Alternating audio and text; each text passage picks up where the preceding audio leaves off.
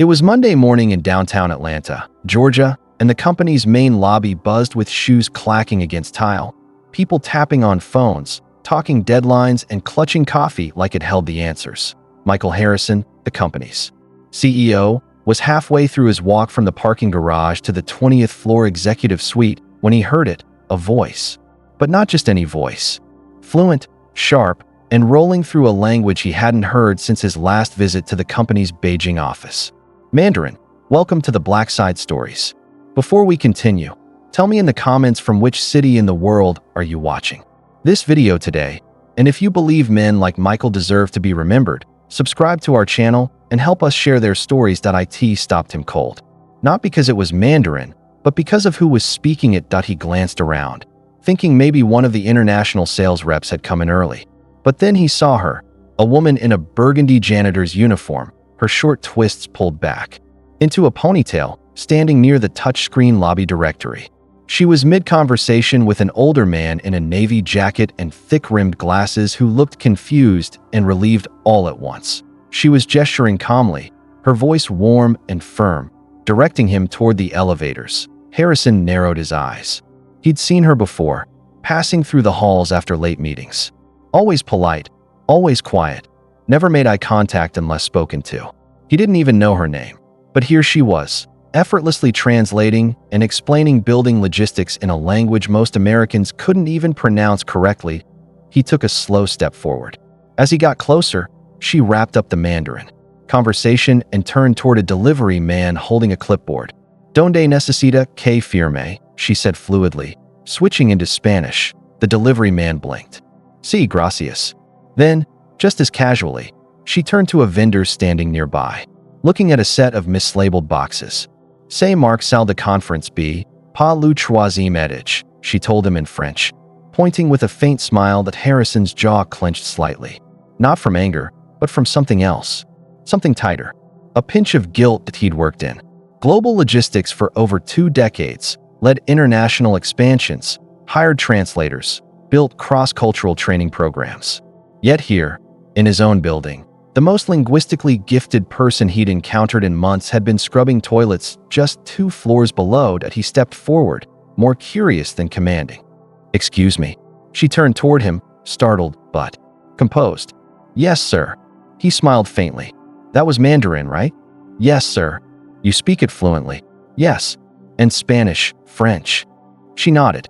"Also Portuguese, German, Arabic, Italian, Swahili, and I read Latin, but I don't really count that." He blinked. "You're telling me you speak 9 languages?" "Yes, sir."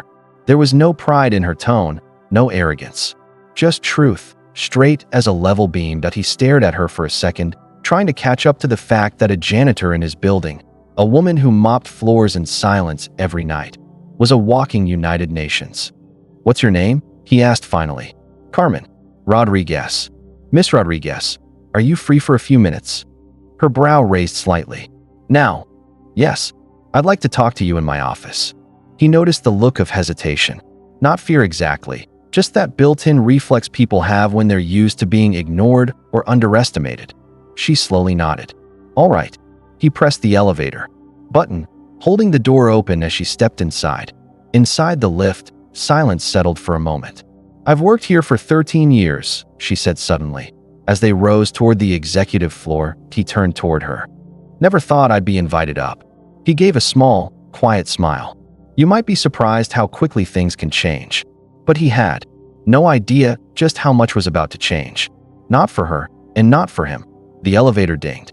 Carmen stepped out first, her shoes quiet on the polished wood floor of the executive hallway. It smelled like citrus and leather. Money, if you had to put a scent on it. That Harrison's assistant glanced up, wide-eyed at the sight of Carmen beside him. He didn't explain, just nodded for her to let them through. Once inside the glass-walled office, he gestured to a chair across from his desk. "Please sit." She sat carefully, folding her hands in her lap, eyes moving slowly across the room. She wasn't impressed, just observant. A large world map hung behind him, each country dotted with colored pins. On the side table, a tray of espresso cups, a photo of his 2 sons, and a dusty award from a trade conference in Geneva.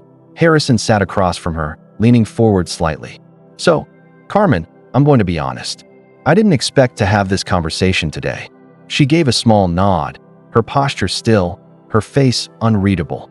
But I just heard you speak 3 languages like you were flipping light switches, and I need to understand. How does someone like you end up working here, cleaning floors? For a second, she didn't answer. Her eyes flicked toward the window, then back to him. You got time for the truth. I wouldn't have asked otherwise. She sighed. Oh, right then. She rubbed her palms together, as if warming up the words. I was born in El Paso, Texas. Only child. My dad was a construction worker, my mom cleaned houses.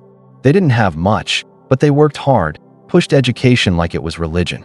I got a full ride to UT Austin, majored in linguistics, was halfway through a master's when my mother got sick. She paused. I came home to take care of her. Then my dad passed from a heart attack 6 months later. Everything fell apart after that. She tilted her head slightly, as if rewinding the memories. Before she spoke them, I had a baby, no money, no partner who stuck around. So I worked whatever I could find, grocery stores, nursing homes, temp jobs. Eventually, a custodial supervisor here offered me night hours. It let me pick up my son from school, pay the light bill. That's how I got here. Harrison watched her. No blinking, just listening. But the languages, I didn't stop learning. I borrowed textbooks, listened to recordings, read newspapers in 5 different tongues just to stay sharp. It's what I do. It's the only thing I do that makes me feel like I still matter. Her voice didn't waver. It wasn't rehearsed or poetic, just plain. Most people never asked, she added. They saw the uniform and assumed. That last word hung in the air. Assumed. Harrison sat back in his chair, the weight of her story settling into his chest like a stone. She cleared her throat. Look, Mr. Harrison, I'm not saying this to make anyone feel bad. I'm not bitter. Life happened. I did what I had to do. I still do. But you asked, and that's the answer. He exhaled slowly. Carmen Rodriguez was brilliant. That much was obvious now. But she wasn't asking for pity or even a handout. She was giving the truth, clean, clear, and a little heartbreaking. You ever think about doing anything else? He asked. She gave a small shrug. Sometimes. But it's hard to dream when your rent's due. Silence fell again, but it was different now. Denser. Full of something unspoken but powerful. Harrison reached for his notebook, jotted down a few lines. What are you writing? She asked, her voice still calm, but a little curious now he looked up at her. Ideas. But one idea in particular was already forming in his head. And it wasn't small. The conversation stuck with him all day. Even during budget reviews and vendor calls, Michael Harrison's mind kept circling back to that morning. To Carmen Rodriguez. Her calm voice and the quiet way she'd listed 9 languages like they were nothing. That kind of fluency didn't just happen. It took years of discipline, curiosity, and heart. Around 3:45 p.m., he left the executive floor and rode the elevator down to the building's service level. He wanted to see something for himself.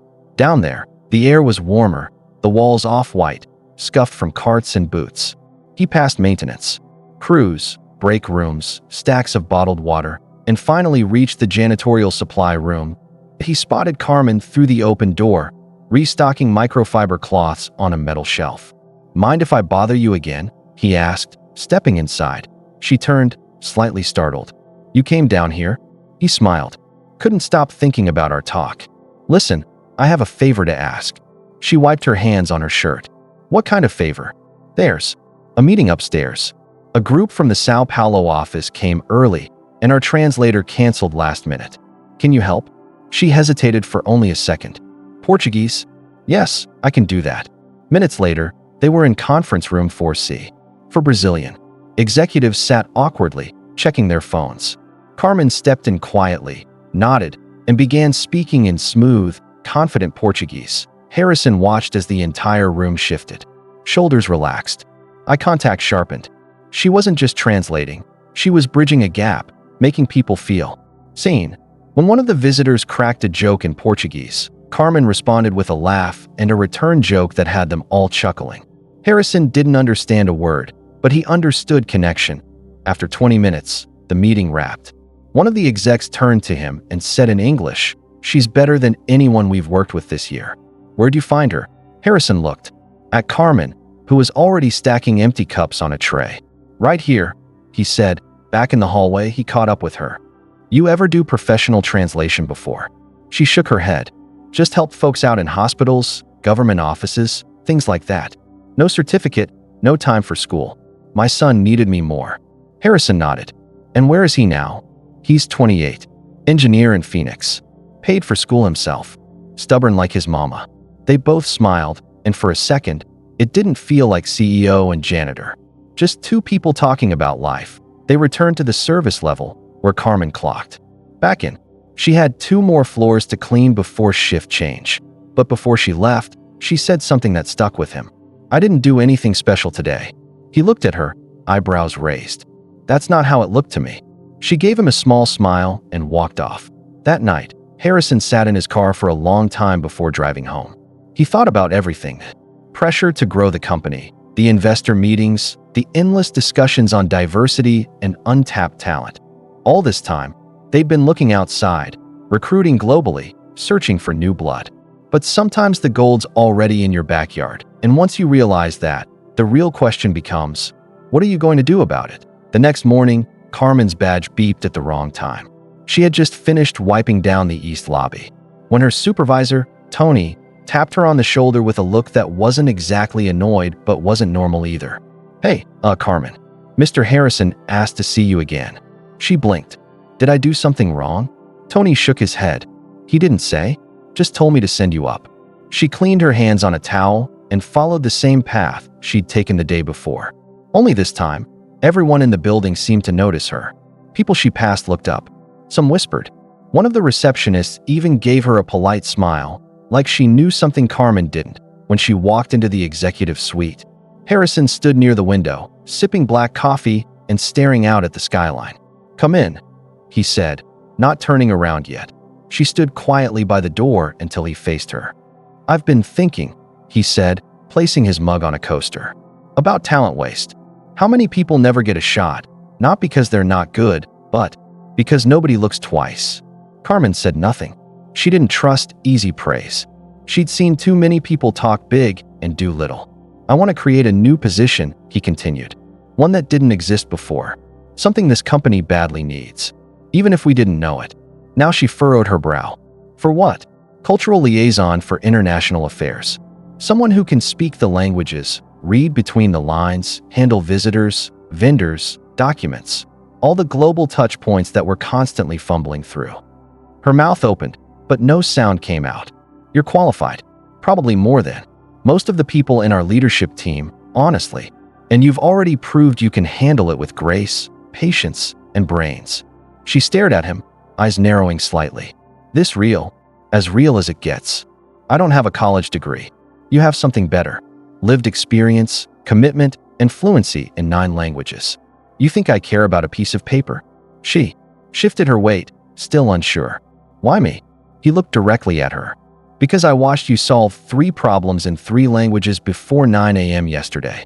And because I'm tired of walking past people like you. People doing twice the work for half the credit. Carmen crossed her arms. You know what people are? Going to say, I don't care. She stared at him a long moment, then let out a slow breath. I've never had an office job, she said. Never had a title. You'll learn fast. I don't have a wardrobe for this kind of thing. I'll have HR send a clothing stipend. She gave a dry chuckle. You've thought of everything, huh? I'm trying. A long pause stretched between them.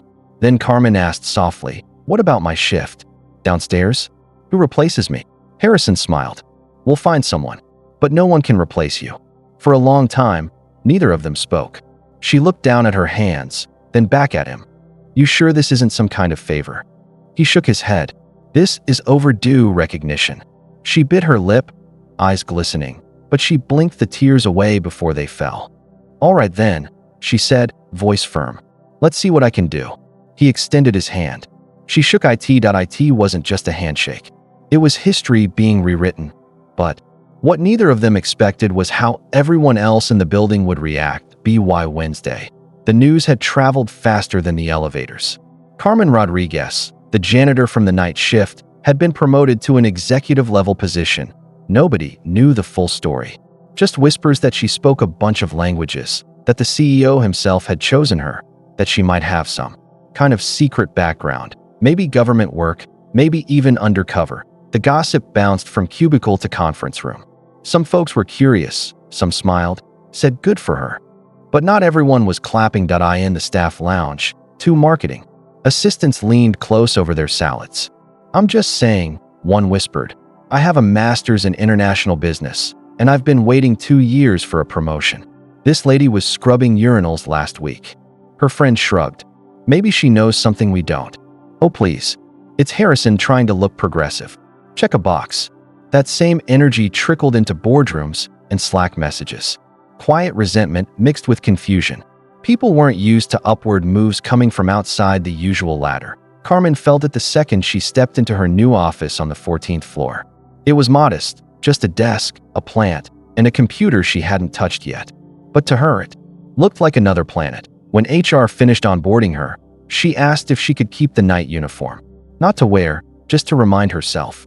That afternoon, she met with Derek, head of international operations. He walked in with a clipboard and tight eyes. Didn't shake her hand. Didn't sit. "So you're the new liaison," he said, like it was a joke wrapped in politeness. Carmen looked up. "That's what I'm told. You have experience in corporate environments?" She smiled. "Only from the outside looking in." He didn't laugh. "I've got reports from Italy, contracts from our Dubai partners, and an entire vendor issue in Sao Paulo. Think you can manage that?" She stood up. "I'll need a few hours to review, but yes." Derek dropped the folder on her desk and walked out. Later, that night, Harrison stopped by her office. "How's day one?" She exhaled, leaned back in her chair. "I've had worse." He smiled. "Derek give you a hard time?" "He doesn't scare me." "I figured." She paused, then added, "But can I ask you something?" "Anything." "Why now? Why me? You could have just given me a bonus and kept moving." He leaned against the door frame. "Because I saw myself in you." She raised an eyebrow. "You were a janitor?" "No, but I was overlooked a lot. I came from nothing. My dad fixed cars in a town no one visits. I worked 3 jobs through college. People thought I didn't belong in rooms like this." Carmen nodded slowly. "Now you're the one deciding who gets in." He nodded back. "Exactly." There was a beat of silence before Carmen looked down at the file on her desk. "I'll be honest. I'm nervous." "Good. Means you care." She looked up again. "There's going to be people who hate this. They'll get over it, or they won't. Either way, we're moving forward." Harrison stood straight. "You have a story, Carmen. A real one. And now you've got a platform." Then he turned to leave. As the door clicked behind him, Carmen looked around her office. She remembered the years she'd cried in bathroom stalls during lunch breaks. The nights she came home with aching feet and barely enough energy to heat up soup. The birthdays she missed. The promotions she watched go to people who never even said good morning. She opened her desk drawer and placed the old janitor badge. Inside, not to forget, to remember exactly what it took to get here.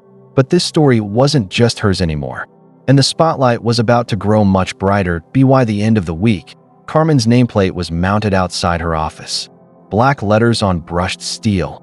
Carmen Rodriguez, Cultural Liaison, International Affairs. It looked official, clean, permanent. Word had gotten out formally this time.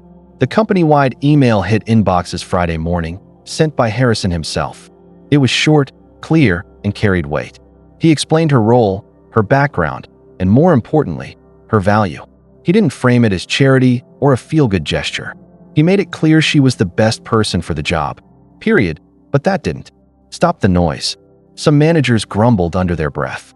Others softened up once they saw her in action. She navigated conversations with foreign clients better than the software. She corrected mistranslations in old contracts that had cost them money for years. And she never showed off. She just worked. Quietly. Smoothly. Better than anyone had expected. On Monday, Carmen was asked to join a meeting with a delegation from Morocco. The company's North African expansion had been stuck for months over miscommunication and mistrust. She walked into the room in a soft beige blazer, sat at the table, and introduced herself in fluent Moroccan Arabic. The room changed. You could feel it. The shift. People leaned in. They listened. Because when someone speaks your language, you don't just hear words. You hear respect. After the meeting, one of the Moroccan partners approached her privately. He touched his chest gently, a traditional sign of gratitude. "No one's ever done that for us," he said. Not in our language. Not like that. Carmen nodded. You matter. That's all. By midweek, Harrison made another move. He renamed the company's main training room, where all new hires gathered for orientation and where mid-level leaders held workshops. The plaque outside the door was taken down. In its place, the Rodriguez room. No big announcement. No party. Just a quiet sign and a shift that meant more than flowers or cake ever could. Later that afternoon, Harrison stood outside the room, watching as a new group of interns filed in. He heard one of them whisper, "Who's Rodriguez?" A senior staff member answered, "She's someone who reminded this place that greatness doesn't always come in a suit." That same day, Carmen found a sealed envelope on her desk. No return address, just her name, handwritten in block letters. Inside was a note. It read, "I used to think I'd be invisible forever, but today I stood a little taller because of you. Thank you."